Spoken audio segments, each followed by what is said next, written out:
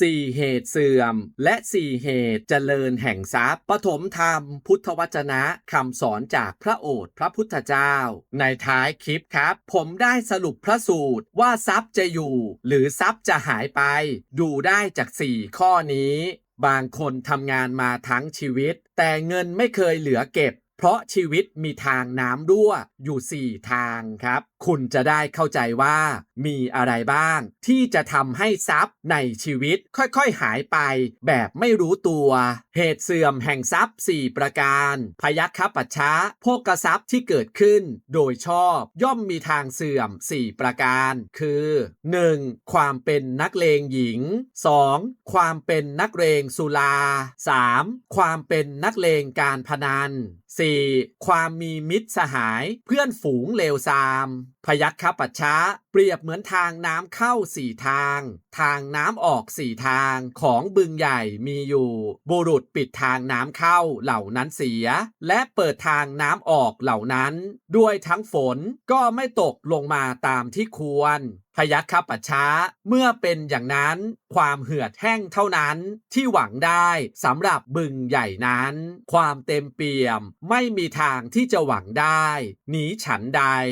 พยัคฆปัจฉะผลที่จะเกิดขึ้นก็ฉันนั้นสำหรับโภคทรัพย์ที่เกิดขึ้นโดยชอบอย่างนี้แล้วย่อมมีทางเสื่อม4ประการคือ 1. ความเป็นนักเลงหญิง 2. ความเป็นนักเลงสุรา 3. ความเป็นนักเลงการพนัน 4. ความมีมิตรสหายเพื่อนฝูงเลวทรามเหตุเสื่อมแห่งทรัพย์4ประการพระพุทธเจ้าตรัสสอนว่าต่อให้หาเงินมาด้วยความสุจริตแต่ถ้าชีวิตยังมีทางน้ำออก4ทางอย่างที่กล่าวมาแล้วข้างต้นทรัพย์ของเราก็มีทางหมดได้ครับ 1. ติดผู้หญิง 2. ติดเหล้า 3. ติดการพนันและข้อ 4. คบเพื่อนไม่ดี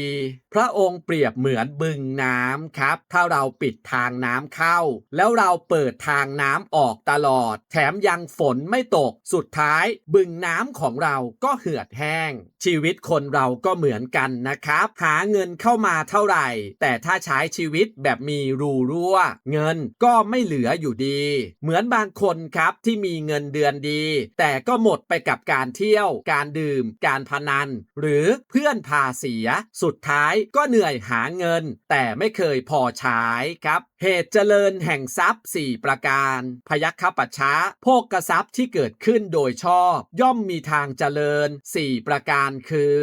1. ความไม่เป็นนักเลงหญิง 2. ความไม่เป็นนักเลงสุรา 3. ความไม่เป็นนักเลงการพนัน 4. ความมีมิตรสหายเพื่อนฝูงที่ดีงามพยัคฆปัจฉะเปรียบเหมือนทางน้ำเข้า4ทางทางน้ำออก4ทางของบึงใหญ่บุรุษเปิดทางน้ำเข้าเหล่านั้นด้วยและปิดทางน้ำออกเหล่านั้นเสียทั้งฝนก็ตกลงมาตามที่ควรด้วยพยัคฆปัจฉะเมื่อเป็นอย่างนั้นความเต็มเปี่ยมเท่านั้นที่หวังได้สำหรับบึงใหญ่นั้นความเหือดแห้งเป็นอันไม่ต้องหวังหนีฉันใดพยัคฆปัจฉะผลที่จะเกิดขึ้นก็ฉันนั้นสำหรับโภคทรัพย์ที่เกิดขึ้นโดยชอบอย่างนี้แล้วย่อมมีทางเจริญ4ประการคือ 1. ความไม่เป็นนักเลงหญิง 2. ความไม่เป็นนักเลงสุรา 3. ความไม่เป็นนักเลงการพนัน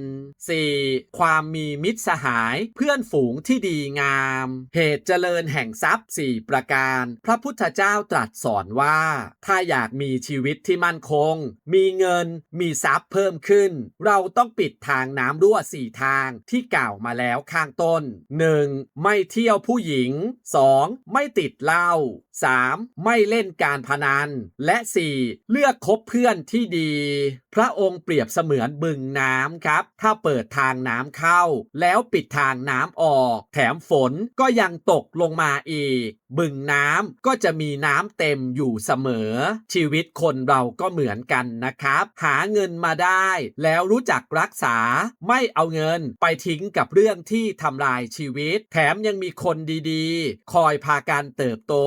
สุดท้ายชีวิตก็จะค่อยๆมั่นคงเปรียบเสมือนบึงน้ำที่ ที่มีแต่น้ำเพิ่มขึ้นเรื่อยๆครับสรุปแบบเข้าใจง่ายนะครับพระพุทธเจ้ากำลังจะสอนเรื่องที่ง่ายมากแต่ลึกซึ้งมากนะครับคนเราชีวิตจะจนหรือชีวิตจะมั่นคงไม่ได้อยู่ที่การหาเงินเก่งอย่างเดียวนะครับแต่อยู่ที่ว่าเลือกใช้ชีวิตอย่างไร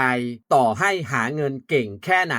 ถ้ายังมีรูน้ำรั่ว4 ทางอย่างที่กล่าวมาแล้วทรัพย์ชีวิตก็พังลงได้พระองค์เปรียบเหมือนบึงน้ำใหญ่ครับถ้าเปิดทางน้ำไหลออกตลอดแถมยังปิดทางน้ำเข้าอีกแล้วฝนไม่ตกอีกสุดท้ายบึงก็เหือดแห้งชีวิตคนเราก็เหมือนกันนะครับหลายคนนะครับที่มีรายได้เยอะสุดท้ายเงินไม่เคยเหลือเพราะมีรูรั่ว4 ทางพวกนี้อยู่เพื่อนที่ดีสำคัญที่สุดอย่างหนึ่งถ้าคุณอยู่กับคนขยันคุณก็จะเริ่มขยันถ้าอยู่กับคนประหยัดคุณจะเริ่มคิดก่อนใช้ถ้าอยู่กับคนมีสติชีวิตคุณจะค่อยๆนิ่งขึ้นคนรอบตัวเปรียบเสมือนสภาพแวดล้อมของจิตใจ